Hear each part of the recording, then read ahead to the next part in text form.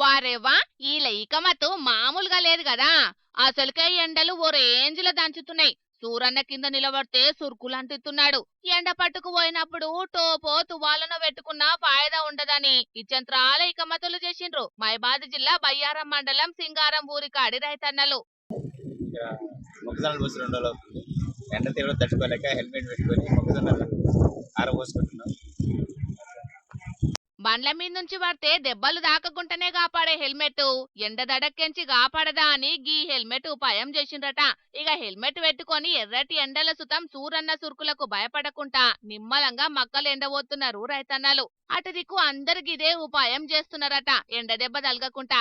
మా గ్రామ పంచాయతీలో ఎస్ఐ గారు అండ్ సిఐ గారు రోడ్డు భద్రత హెల్మెట్ గురించి మాకు వివరణ చెప్పారు. అప్పటి నుండి నేను హెల్మెట్ వాడుతున్నాను. మొక్కజొన్న దగ్గర మేము ఇట్లా ఎండ బాగా తీవ్రత వల్ల హెల్మెట్ పెట్టుకొని మా పని కూడా చేసాము. తర్వాత చల్లగా ఉంది మాకు.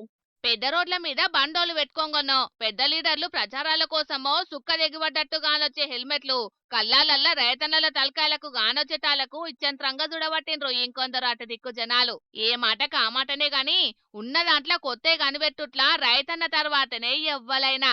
ఈ ఎండాకాలంలో ఒక్కొక్కరు ఒక్కో తీరు ఉపాయాలు భలేగా చేస్తుంటారు సూరన్న పెట్టే బాధ నుంచి బయటపడేటందుకు.